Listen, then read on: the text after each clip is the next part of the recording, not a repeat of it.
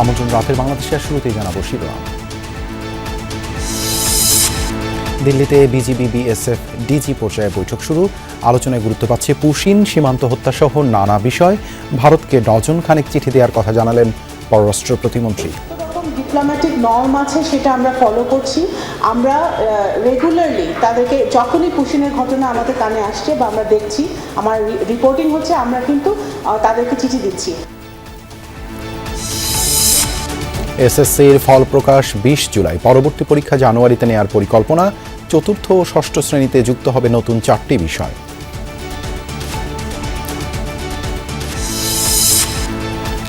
Cyber সুরক্ষা আইনে সংশোধনী আনছে সরকার। যুক্ত হচ্ছে সামাজিক যোগাযোগ মাধ্যমে গুজব, অপপ্রচার বন্ধের বিধান। আওয়ামী লীগের ঠিকাদারদের রুখতে হচ্ছে আইন পরিবর্তন।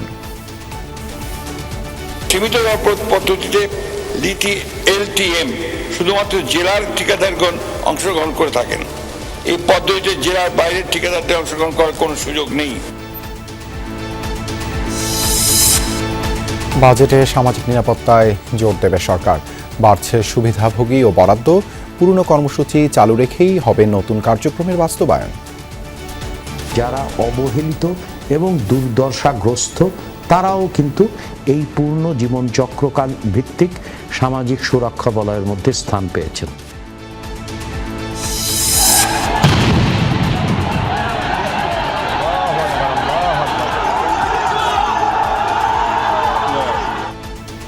হবিগঞ্জের বানিয়াচংয়ে ইউপি চেয়ারম্যানের পদ নিয়ে বিএনপি আওয়ামী লীগ সমর্থকদের মধ্যে সংঘর্ষ।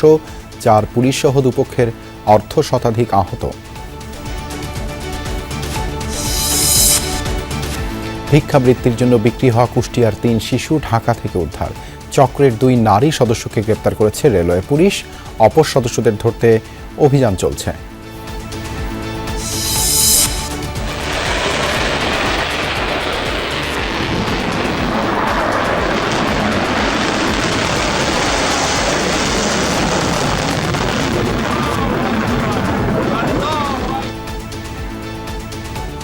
শান্তি উদ্যোগের অচলাবস্থায় আবারও সংঘাতে জড়ালো ইরান ইসরায়েল। পাল্টাপাল্টি হামলা বন্ধে ট্রাম্পের আহ্বানে তেহরান তেল আবিবের সাড়া। এছাড়াও রাতের বাংলাদেশে থাকছে। কাল থেকে বাংলাদেশ অস্ট্রেলিয়া ওয়ানডে মিশন শুরু। জয় দিয়ে এই সিরিজ রাঙাতে চান টাইগার অধিনায়ক। ওসি ক্যাপ্টেনও নিতে চান বাংলাদেশের উইকেটের চ্যালেঞ্জ।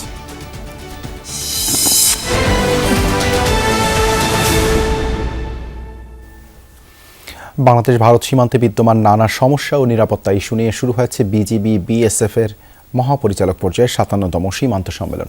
নয়াদিল্লিতে বিএসএফ সদর দপ্তরে সোমবার শুরু হওয়া 4 দিন ব্যাপী এই বৈঠক চলবে 11 জুন পর্যন্ত। বিজিবি মহাপরিচালক মেজর জেনারেল মোহাম্মদ আশরাফুজ্জামান সিদ্দিকীর নেতৃত্বে 15 সদস্যের বাংলাদেশ প্রতিনিধি দল এবং বিএসএফ মহাপরিচালক প্রবীণ কুমারের নেতৃত্বে 12 সদস্যের ভারতীয় প্রতিনিধি দল সম্মেলনে অংশ নিয়েছেন। বৈঠকের অন্যতম প্রধান আলোচ্য বিষয় সীমান্ত হত্যা বন্ধে কার্যকর পদক্ষেপ, জোরপূর্বক পুশিন রোধ ও অবৈধ অনুপ্রবেশ প্রতিরোধ। এছাড়া মাদক অস্ত্র ও অন্যান্য নিষিদ্ধ পণ্যের চোরাচালান, মানব পাচার এবং সীমান্তের 150 গজের মধ্যে অননুমোদিত অবকাঠামো নির্মাণ বন্ধ নিয়েও আলোচনা হবে। বিজিবির কঠোর অবস্থানের মুখে দেশে 3টি সীমান্ত এলাকা দিয়ে পুশিনের চেষ্টা করা 321 জনকে ফিরিয়ে নিতে বাধ্য হয়েছে ভারতীয় সীমান্তরক্ষী বাহিনী বিএসএফ। কুড়িগ্রামের বকবান্ধা ও ঝাউবাড়ি সীমান্তে 300 জনকে এপারে ঠেলে দেওয়ার চেষ্টা করে বিএসএফ। স্থানীয় বাসিন্দা ও বিজিবির বাধার মুখে তা নস্যাৎ হয়ে যায়। এ প্রসঙ্গে পররাষ্ট্র প্রতিমন্ত্রী শামা ওবায়েদ জানান, পুশিন চেষ্টা মেনে নেওয়া হবে না। এমন তৎপরতা বন্ধে ভারতকে 10-12 বার চিঠি দেওয়া হয়েছে।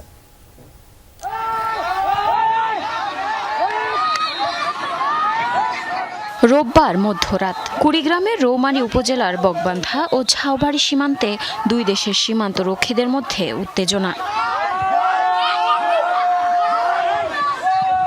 স্থানীয় ইউপি সদস্য নজরুল ইসলাম জানান, সীমান্তের সুদূরটিলা ক্যাম্পের কাঁটাতারের কাছে 2টি ট্রাকে করে প্রায় 300 মানুষকে এনে জড়ো করে বিএসএফ। এরপর এপারে ঠেলে পাঠানোর চেষ্টাও করে ভারতীয় সীমান্তরক্ষী বাহিনী। তবে বিজিবি ও গ্রামবাসীর ঐক্যবদ্ধ প্রচেষ্টায় পিছু হটতে বাধ্য হয়।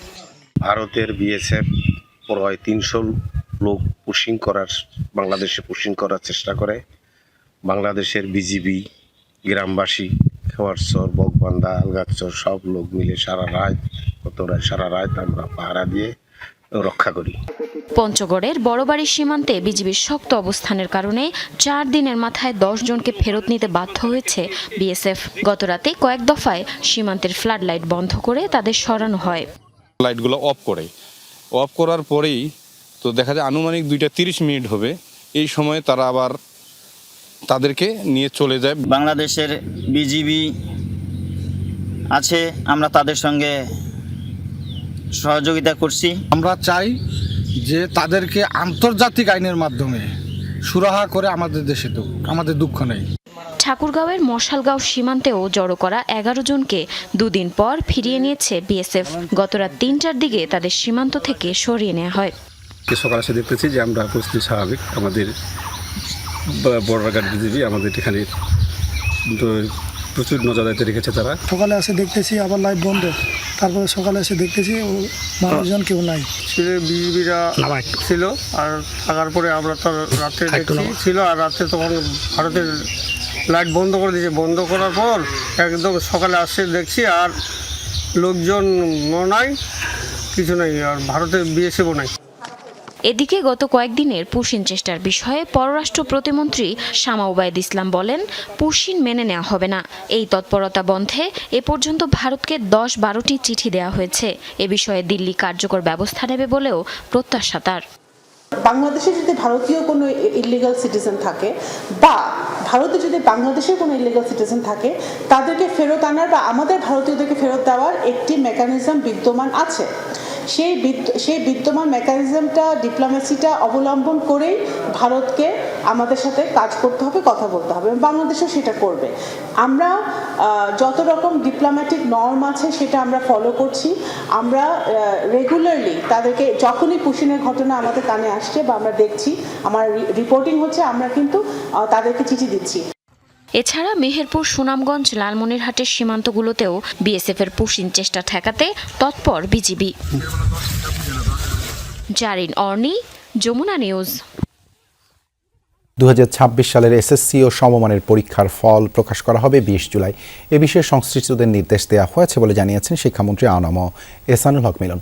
সচিবালয়ে ব্রিফিংয়ে তিনি বলেন, পরবর্তী এসএসসি পরীক্ষা শুরু হবে আগামী বছরের 7 জানুয়ারি থেকে। সংস্কৃতি ও ক্রীড়া সহ নতুন 4টি বিষয় আগামী শিক্ষাবর্ষ থেকে 4র্থ ও 6ষ্ঠ শ্রেণীর পাঠ্যক্রমে যুক্ত হচ্ছে বলে জানান শিক্ষা উপদেষ্টা। আর প্রাথমিক শিক্ষা প্রতিমন্ত্রী জানিয়েছেন, 180 দিনের মধ্যেই প্রাথমিকের শিক্ষার্থীদের বিনামূল্যে পোশাক, জুতা, মোজা দেওয়ার পাইলট প্রকল্প শুরু হবে। চলতি বছর এসএসসি ও সমমানের পরীক্ষায় অংশ নিয়েছিল 18,57,000-এর বেশি শিক্ষার্থী। পরীক্ষা শেষ হয়েছে 20 মে, এখন চলছে ব্যবহারিক পরীক্ষা, আর ফল প্রকাশ করা হবে আগামী 20 জুলাই। পরবর্তী এসএসসি পরীক্ষা ঘোষিত 7 জানুয়ারিতে শুরু হবে বলে জানিয়েছেন শিক্ষামন্ত্রী। এসএসসি এক্সাম তাদের সিলেবাস শেষ হয়ে যাচ্ছে জুন 2026। সেই অর্থে আমরা 7ই জানুয়ারিতে শুরু করতে চেয়েছি এবং 8ই ফেব্রুয়ারিতে শেষ করতে চেয়েছি। But in the mean time আপনারা রিঅ্যাক্ট করছেন, সেটা আমরা অবজার্ভ করছি। পরবর্তীতে যদি আপনারা সকলেই মনে করেন 1 মাস আগানো পেছানোতে আমাদের কিছু যাবে না।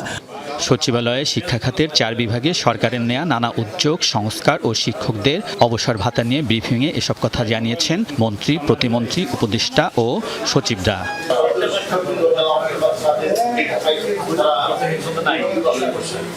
শিক্ষা উপদেষ্টা বলেন, সরকার শিক্ষা ব্যবস্থাকে করতে চায় সৃজনশীল ও কর্মমুখী। সেই লক্ষ্যে সংশোধন হচ্ছে পাঠ্যক্রম।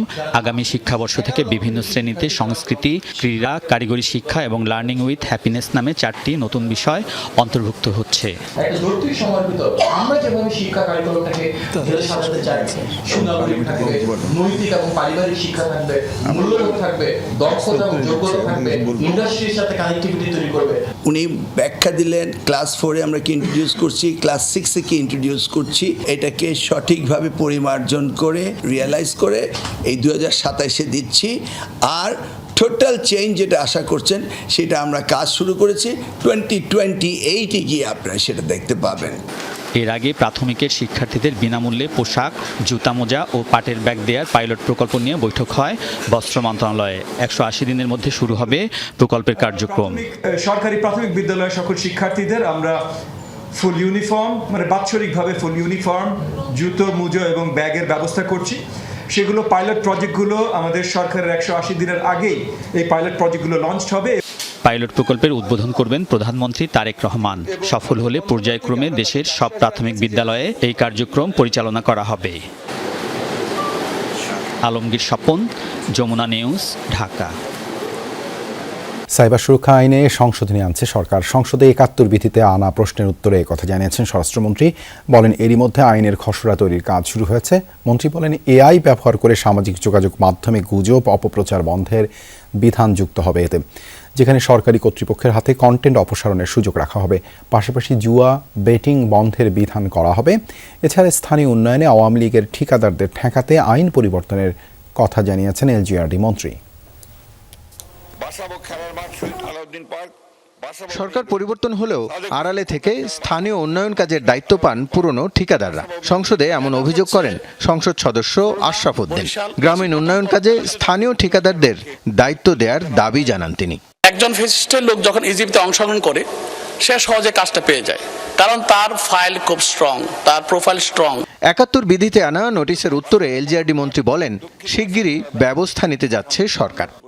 এই বিষয়গুলো আমরা অবগত আছি এবং আমরা ইতিমধ্যে মাননীয় প্রধানমন্ত্রীর সঙ্গে আলাপ করেছি, অর্থমন্ত্রীর সঙ্গে আলাপ করেছি।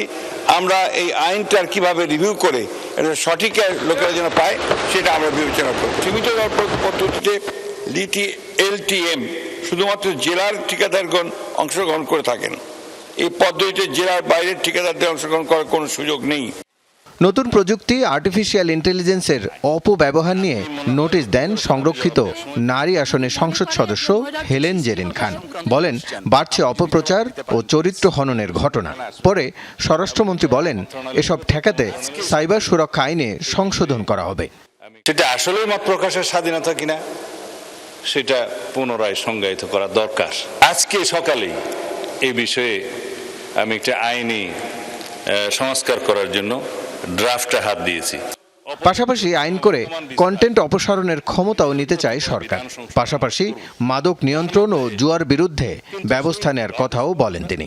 আন্তর্জাতিক প্ল্যাটফর্ম, প্রযুক্তি প্ল্যাটফর্ম সমূহের সাথে কার্যকর সমন্বয় এবং সময় সীমাভিত্তিক কন্টেন্ট অপসারণ ব্যবস্থা নিশ্চিত করার জন্য আর একটা নতুন বিধি সংযোজন করা হবে এবং বাহিনীকেও এই সমস্ত তথ্য উপাত্ত অপসারণ, ব্লক এবং স্থানান্তর করবার জন্য আমরা ব্যবস্থা রাখব।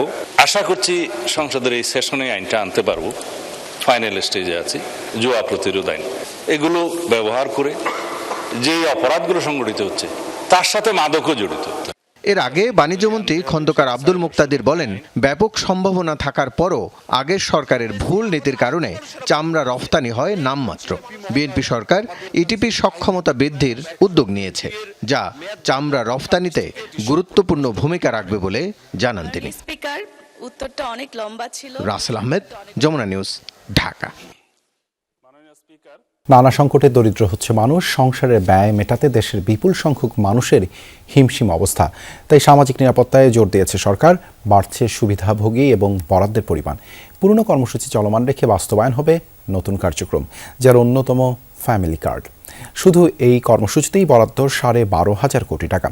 কর্মহীন শ্রমিক অর্থাৎ বেকারদের সুরক্ষা দিতেও বাজেটে রাখা হতে পারে বরাদ্দ। রিমন রহমানের রিপোর্ট।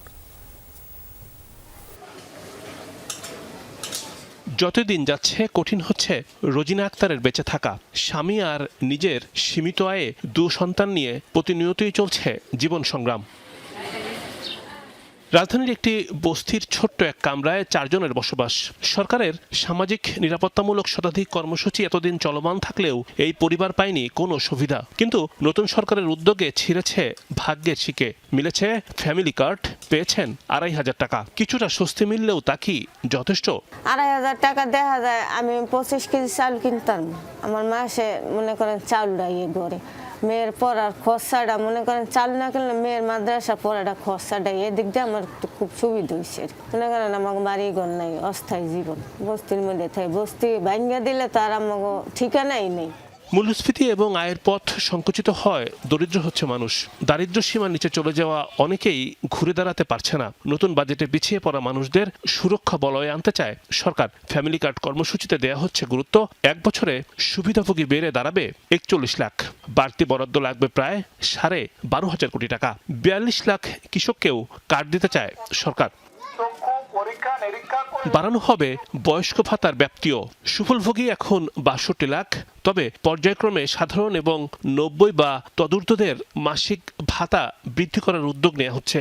বিধবা ও স্বামী নিগৃহীতাদেরও সুবিধাভোগী এখন 29 লাখ মানুষ।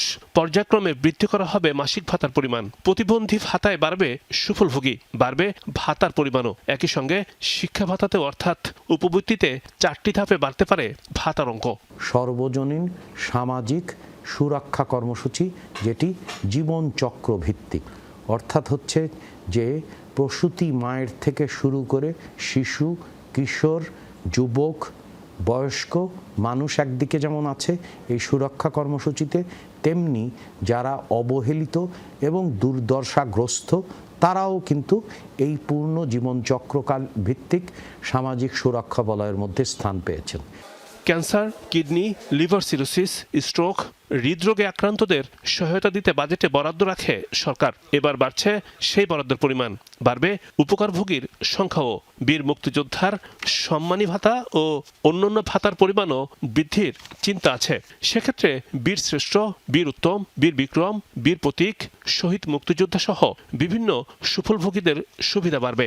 আমরা একটা কল্যাণকর রাষ্ট্রের ভিত ইতিমধ্যেই স্থাপনের যে আকাঙ্ক্ষা, অর্থাৎ জনগণের আকাঙ্ক্ষার প্রতিফলন লক্ষ্য করছি। যুবকদের মধ্যে কর্মসংস্থানহীনতা সেটা একটা এমন এক পর্যায়ে গেছে যেটা অসহনীয়, সেখান থেকেও মুক্ত হওয়া দরকার।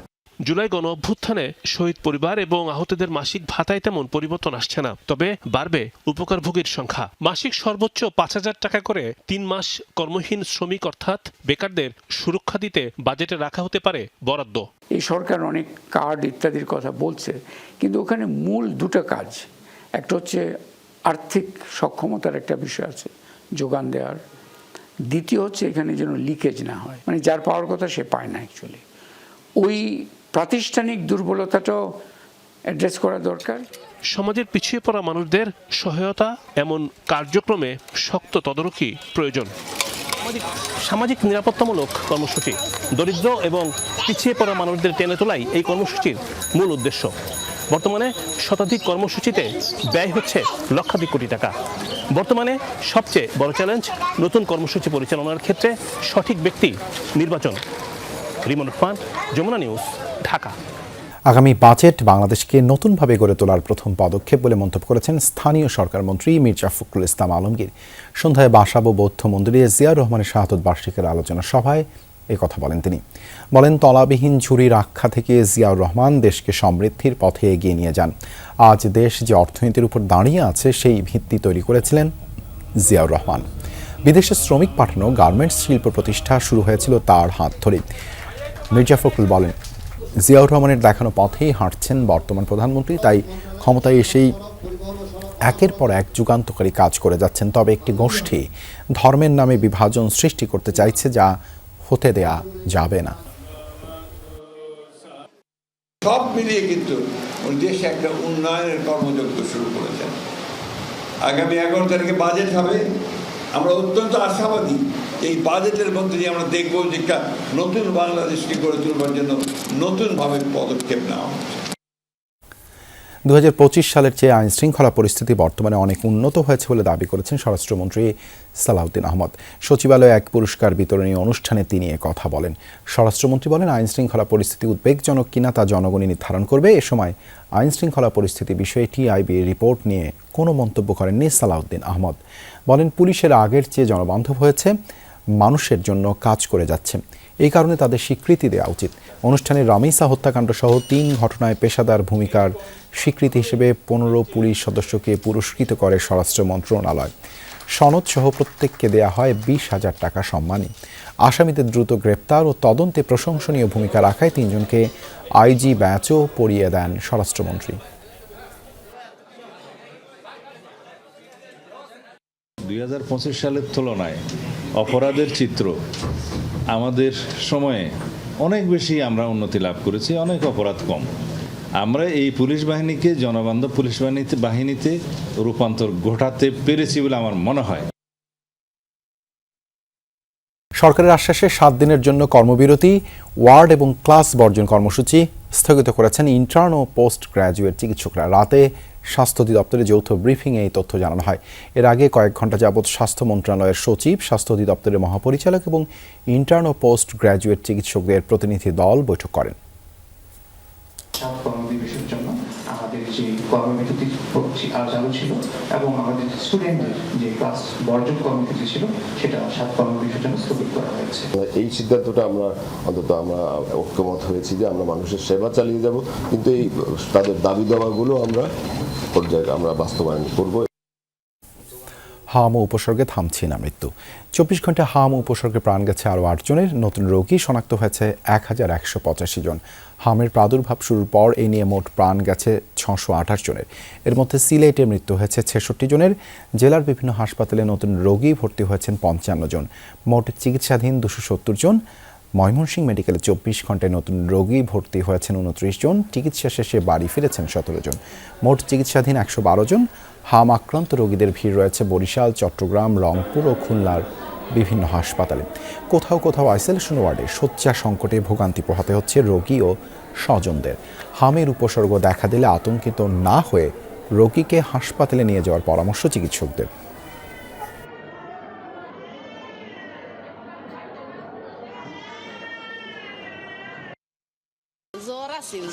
জ্বর 2 দিন বাইয়া যে হাম বাড়াইছি, হাম বাড়াইও কালকে ভর্তি হয়েছে। প্রথমে হয়েছে কাশ, সর্দি, পেটলামা, হাসি, এর বাদে হয়েছে যে এটারে আপনার হাম রোগ। 8 দিন হাসপাতালে 6 নবজাতক মৃত্যুর ঘটনায় জনস্বার্থে কোনো সিদ্ধান্ত নিতে পিছু পা হবে না সরকার, জানিয়েছেন স্বাস্থ্যমন্ত্রী সরদার মোহাম্মদ শাখাওয়াত হোসেন। বলেন, হাসপাতাল কর্তৃপক্ষ ভুক্তভোগী পরিবারগুলোকে যে ক্ষতিপূরণ দেওয়ার আশ্বাস দিয়েছে তাতে সরকারি সিদ্ধান্তের কোনো পরিবর্তন হবে না। সকালে সচিবালয়ে এক ব্রিফিংয়ে এসব কথা জানান স্বাস্থ্যমন্ত্রী। বলেন, 6 নবজাতক মৃত্যুর ঘটনায় হাসপাতাল কর্তৃপক্ষকে শোকজ নোটিশের জবাব দিতে আরও 2 দিন সময় দেওয়া হয়েছে। আগামীকাল এ বিষয়ে সিদ্ধান্ত জানানো হবে। হাম নিয়ে স্বাস্থ্যমন্ত্রী বলেন, টিকা কার্যক্রম চালিয়ে ছোঁয়াচে রোগটি নির্মূল করতে চায় সরকার। জানান, ডেঙ্গু মৌসুম শুরুর আগেই মশাবাহিত রোগটি প্রতিরোধে সব ধরনের প্রস্তুতি নিয়েছে সরকার। তিনি আরও বলেন, বর্তমানে সরকারের কাছে পর্যাপ্ত স্যালাইন মজুত রয়েছে। জানান, বর্তমানে 140টি দেশে বাংলাদেশের ঔষধ রপ্তানি হচ্ছে। এই সংখ্যা আরও বাড়ানোর চেষ্টা চলছে।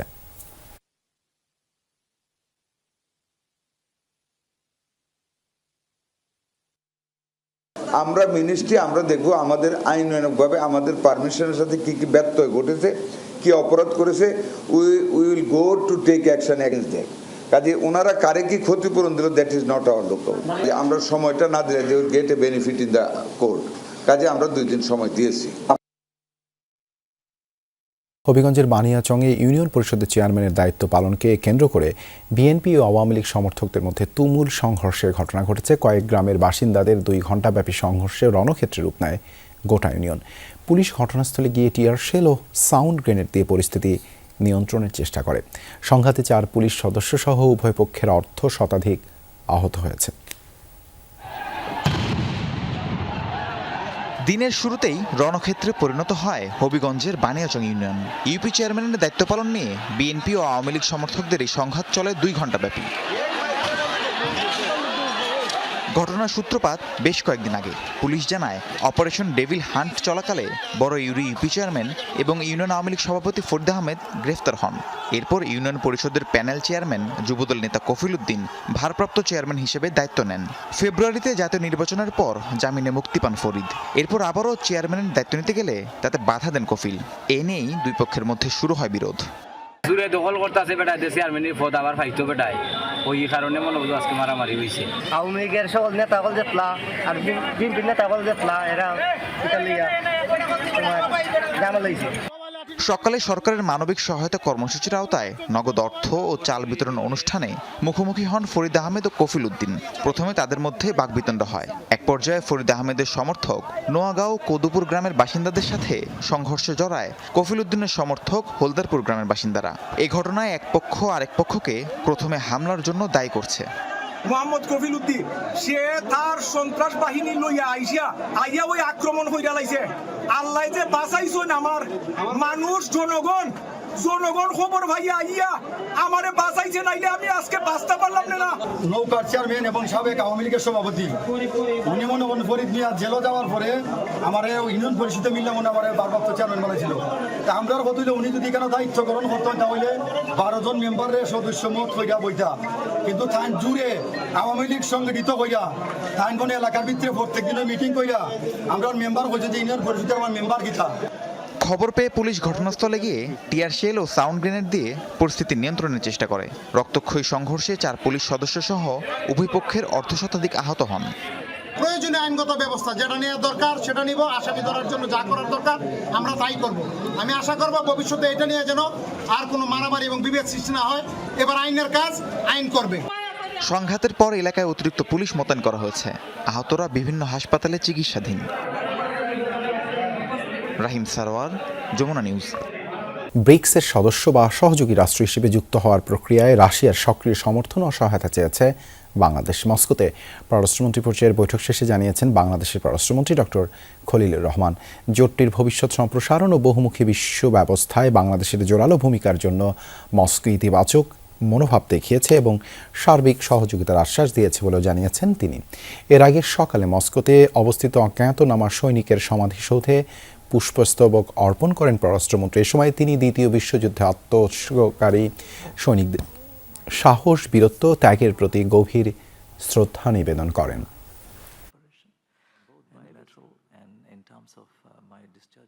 রাজধানীর মৌচাকে সালিশি বৈঠকে ছুরিকাঘাতে বিল্লাল হোসেন তালুকদার নামে স্বেচ্ছাসেবক দলের এক নেতাকে হত্যা করা হয়েছে। তিনি সংগঠনটির রমনা থানার সাবেক আহ্বায়ক।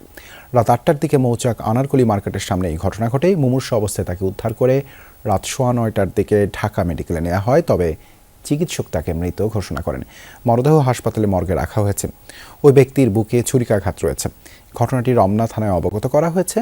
অভিযোগ আছে সন্ধ্যায় সালিশি বৈঠক চলাকালে যুবদলের রমনা থানার আহ্বায়ক দিদারুল ইসলাম বাবু ও সেক্রেটারি লুৎফর রহমানের তর্কাতর্কি হয় বিল্লালের। এক পর্যায়ে বাবুর নেতৃত্বে তার অনুসারীরা বিল্লালের বুকে ছুরিকাঘাত করে, সঙ্গেই মাটিতে লুটিয়ে পড়েন বিল্লাল। অবৈধ যে বাইরের বিদ্যুৎ লাইনগুলো সংগঠনের টাকা উঠে আর কেশিয়ার আবার 2 জন, রিয়াজুল এবং সিরাজ। ওই প্রথম পার্টটা মারছে যুবদলের দ্বিতীয়টা পার্টটা মারছে রিয়াজের পার্টটাই ওর বুকের মধ্যে রাখে। কুষ্টিয়া রেলওয়ে পুলিশের সহযোগিতায় উদ্ধার হলো ভিক্ষাবৃত্তির উদ্দেশ্যে বিক্রি হওয়া 3 শিশু। 1 মাস আগে 3 শিশুকে অপহরণ করা হয় পোড়াদহ রেল জংশন এলাকা থেকে। এই শিশুদের ভিক্ষা করানোর উদ্দেশ্যে 20,000 টাকার বিনিময়ে বিক্রি করা হয় ঢাকার কমলাপুর রেল স্টেশনে। শিশু বিক্রি চক্রের 2 নারী সদস্যকে গ্রেপ্তার করেছে রেলওয়ে পুলিশ।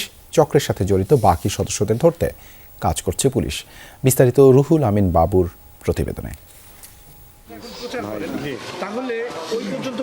1 মাস আগে এই 3 শিশুকে অপহরণ করা হয় কুষ্টিয়ার মিরপুর উপজেলার পোড়াদহ রেল জংশন এলাকা থেকে। এখনো চোখে মুখে তাদের আতঙ্ক, বলছিল সেই ভয়ের কথা। কোন মেলা শিশু বাচ্চারা ছিল, তারপরে উগের বলছিল আমাদের হলো ভিক্ষা করো, নাহলে 5,000 টাকা প্রতিদিন টাকা জমা, নাহলে তোমরা মার খাবা। কয়েকদিনের ব্যবধানে একই এলাকার 3 শিশু হারিয়ে গেলে নিরুপায় হয়ে পড়ে হতদরিদ্র পরিবারগুলো। উপায় না পেয়ে দ্বারস্থ হয় পোড়াদহ রেলওয়ে থানায়। টুটুলের বউ ফতে চুরি করে নিয়ে গেছে স্টেশনের থেকে আমার ছেলে। ওরা খেলা খেলছিল ফুটবল, তারপরে নিয়ে চলে গিয়ে কেস করে তারপর পুলিশের হেফাজতে ধরলাম, না হলে পাবো না ছেলে। বলে রাজশাহী থেকে বলে ঢাকায় নিয়ে গেছে, ঢাকা নিয়ে যা বিক্রি করেছে। গ্রেপ্তার হওয়া পাচারকারী চক্রের 2 নারী সদস্যের দেয়া তথ্যের ভিত্তিতে 3 শিশুকে উদ্ধার করা হয় ঢাকার একটি সেফ হোম থেকে। শিশু বিক্রির এই চক্রের সাথে আরো যারা জড়িত তাদের ধরতে কাজ করছে পুলিশ। যেটা একটা সিন্ডিকেট, যারা বাচ্চা বিক্রি করে এদেরকে দিয়ে বাচ্চা কিনে ভিক্ষাবৃত্তি করে, এটা প্রমাণিত। এটা বড় কি ছোট সেটা জানি না, তবে এটা একটা চক্র। মূল আসামি যে যার নাম আমরা পেয়েছি তদন্তে, তাকে আমরা গ্রেপ্তার করলে তাকে জিজ্ঞাসাবাদে আরো বড় কিছু আবিষ্কার হতে পারে।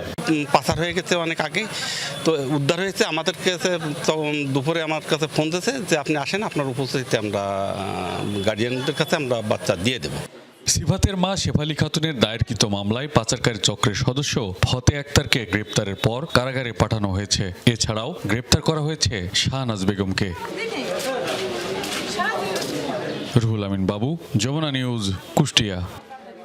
দফায় দফায় সমঝোতা আর আলোচনার উদ্যোগ ভেস্তে দিয়ে আবারও সংঘাতে জড়ালো ইসরায়েল ইরান। সোমবারও ইসরায়েলের বিমান ঘাঁটি, বন্দর ও জ্বালানি স্থাপনা লক্ষ্য করে একের পর এক মিসাইল হামলা চালায় ইরানের বিপ্লবী গার্ড বাহিনী। পাল্টা জবাব দেয় ইসরায়েলও। ইরানের পেট্রোকেমিক্যাল কারখানা এবং পররাষ্ট্র মন্ত্রণালয় টার্গেট করে ব্যাপক হামলা চালায় IDF। এমন পরিস্থিতিকে দুপক্ষকে হামলা বন্ধের আহ্বান জানান মার্কিন প্রেসিডেন্ট ট্রাম্প। এরপর আপাতত হামলা বন্ধের ঘোষণা দেয় তেহরান। নিরাপত্তা পরিষদের ঊর্ধ্বতন কর্মকর্তাদের সাথে জরুরি বৈঠকের পর হামলা বন্ধ রাখার ঘোষণা দেন নেতানিয়াহু।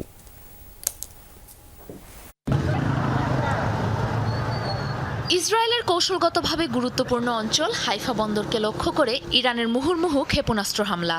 সোমবার ইসরায়েলের বিভিন্ন অবস্থান লক্ষ্য করে মিসাইল হামলা চালায় ইরানের বিপ্লবী গার্ড বাহিনী। দফায় দফায় সমঝোতা, বৈঠক আর যুদ্ধবিরতি আলোচনার উদ্যোগ দূরে ঠেলে আবারও সংঘাত ইরান ইসরায়েলের মধ্যে।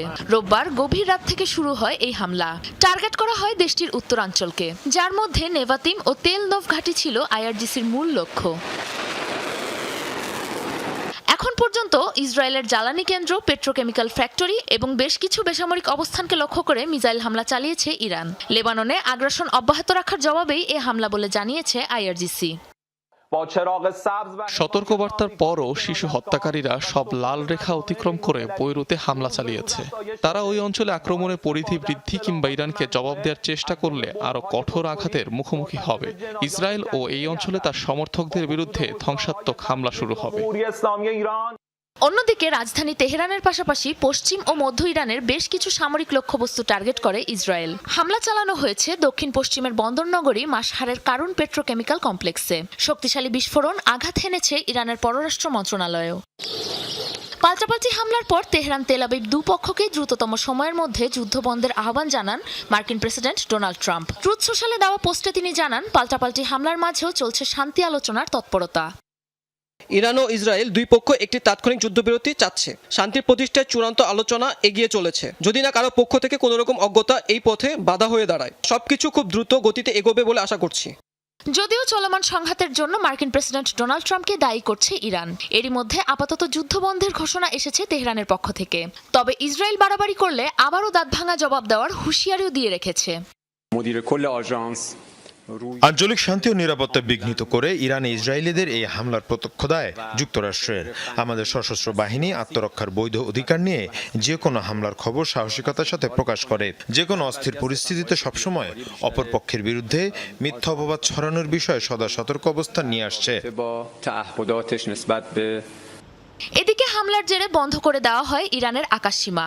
নিরাপত্তা শঙ্কায় বন্ধ ঘোষণা করা হয় ইরানের পশ্চিমাঞ্চল, ইরাক ও সিরিয়ার ফ্লাইট চলাচলও। নিজেদের আকাশ প্রতিরক্ষা ব্যবস্থা পুরোদমে সক্রিয় করার কথাও জানিয়েছে তেহরান। এ অবস্থায় দুপক্ষের মধ্যে সংঘাতের ধাক্কা লাগে হরমুজ প্রণালীতেও। আবারও স্থগিত হয়ে যায় গুরুত্বপূর্ণ নৌপথটিতে জাহাজ চলাচল। সাবরিনা নুসরাত, যমুনা নিউজ। মধ্যপ্রাচ্যে নতুন হামলার খবর পাওয়ার পরবর্তী 1 ঘন্টার মাঝে অস্থির হয়ে উঠেছে বৈশ্বিক জ্বালানির বাজার। এরই মাঝে বেড়ে গেছে জ্বালানি তেলের দাম। ব্রেন্ট ক্রুডের দাম 3.63% বেড়ে ব্যারেল প্রতি দাঁড়িয়েছে $96.75। অন্যদিকে WTI তেলের দাম বেড়েছে 3.35%, ব্যারেল প্রতি দাঁড়িয়েছে $93.89। যুদ্ধ পুনরায় মাথাচাড়া দিয়ে ওঠার শঙ্কায় জ্বালানি পরিবহনের নৌ রুটগুলো বিশেষ করে কৌশলগতভাবে গুরুত্বপূর্ণ হরমুজ প্রণালীর নিরাপত্তা নিয়ে উদ্বেগ প্রকাশ করেছেন অনেকে। যুক্তরাষ্ট্র ইসরায়েলের সাথে ইরানের যুদ্ধ শুরুর পর গেল কয়েক মাস ধরে অস্থিতিশীল বৈশ্বিক জ্বালানির বাজার। স্বাগত আবারও, আপনারা দেখছেন রাতের বাংলাদেশ। কাল থেকে শুরু হচ্ছে বাংলাদেশ অস্ট্রেলিয়া 3 ম্যাচের ওয়ানডে সিরিজ। আগামীকাল সকাল 11টায় প্রথম ওয়ানডেতে মিরপুর শের-ই বাংলা স্টেডিয়ামে মুখোমুখি হবে দু দল। জয় দিয়ে সিরিজটা রাঙাতে চান মেহেদী হাসান মিরাজ। ওসি অধিনায়কও বাংলাদেশের উইকেটের চ্যালেঞ্জটা নিতে চান। জস ইংলিশকে কি বলছেন মেহেদী হাসান মিরাজ? আজ হেসে নাও, সিরিজ শেষে ট্রফি হাতে আমি হাসবো। অধিনায়ক হিসেবে টানা 3 সিরিজ জিতে মিরাজ যে ফর্মে আছেন, এই আত্মবিশ্বাস তো তার থাকতেই পারে, সেটাই তো স্বাভাবিক। 5 বছর পর বাংলাদেশে কোনো সিরিজ খেলতে এসেছে অস্ট্রেলিয়া। ওয়ানডে সিরিজ 1.5 দশক পর, যে কোনো দিনে যে কোনো বিবেচনায় এই সিরিজ ঐতিহাসিক। জয় দিয়েইটাই সিরিজটা রাঙাতে চান টাইগার ক্যাপ্টেন। অজি ক্যাপ্টেনও বাংলাদেশের উইকেটের চ্যালেঞ্জটা নিতে চান। হ্যাঁ, অবশ্যই আমরা সবাই অনেক এক্সাইটেড যে আফটার লং টাইম আমরা অস্ট্রেলিয়ার সাথে সিরিজ খেলছি, এবং অ্যাজ এ ক্যাপ্টেন হিসাবে আমিও অনেক এক্সাইটেড, এবং আমার কাছে মনে হয় এটা আমাদের জন্য একটা ভালো একটা চ্যালেঞ্জ শুরু হতে যাচ্ছে। I think it's always challenging when we play Bangladesh. I think they're a very well-rounded side. বাংলাদেশে খেলা সবসময় চ্যালেঞ্জিং। তারা দারুণ অলরাউন্ডিং সাইড, তারা ভালোভাবে হোম কন্ডিশন ব্যবহার করে। I think what we do have is an immense belief. So এক সময় বাংলাদেশ মানেই ছিল স্পিন বোলিং উইকেট, সময়ের বদলে পেস দিয়েই শিকার ধরে টাইগাররা। তাই প্রথম ওয়ানডের একাদশে 3 জন পেসার থাকার সম্ভাবনাই বেশি। তানজিদ তামিমের সাথে ওপেন করতে পারেন সাইফ হাসান, সৌম্যের বদলে খেলবেন মোসাদ্দেক। 3-এ শান্ত, 4-এ লিটন, 5-এ হৃদয়, 6-7-এ মিরাজ মোসাদ্দেক। অধিনায়কের কথায় আভাস মিলল একাদশে সুযোগ নাও মিলতে পারে রিশাদ হোসেইনের, যদিও বিগ ব্যাশ খেলায় লেগির বন্দনায় অজি অধিনায়ক। হ্যাঁ, রিশাদ আমাদের অবশ্যই, ও আমাদের অনেক ইম্পর্ট্যান্ট একটা বলার, এবং আমরা ওকে অবশ্যই ট্রাস্ট করি। কিন্তু আপনি একটা জিনিস দেখতে হবে, টি-20 ওডিআই কিন্তু ডিফারেন্ট ফরম্যাট। ওডিআইতে কিন্তু আপনার অনেক সময় রান চেক দিতে হয়, অনেক সময় উইকেট নিতে হয়। সো আমার কাছে মনে হয় ও আরও কিছু ইমপ্রুভ করতে হবে। ও যদি আরও ভালো ইমপ্রুভ করে, এটা আমাদের জন্য অনেক হেল্প হবে। yeah, I think so. As you said, he's a very good bowler. সে ভালো বোলার, বিগ ব্যাশে খেলেছে, তাকে নজরে রাখার জন্য আমাদের হাতে কয়েকজন আছে। ম্যাথিউ ওয়েড আছে, নাথান এলিসও একসাথে হোবার্টে খেলেছে। অবশ্যই ওকে নিয়ে আমাদের আলোচনা হবে। Yeah, we'll be having some conversations about him definitely. 2 অধিনায়কই sporting উইকেটে খেলার প্রত্যাশা করছেন। সাউথ আফ্রিকা বিশ্বকাপের প্রস্তুতি এই ধরনের সিরিজ থেকেই নিতে চান মেহেদী হাসান মিরাজ। আফনান পিয়াল, যমুনা স্পোর্টস, ঢাকা। আর এই ছিল রাতের বাংলাদেশ। এতক্ষণ আমাদের সাথে থাকার জন্য ধন্যবাদ সবাইকে।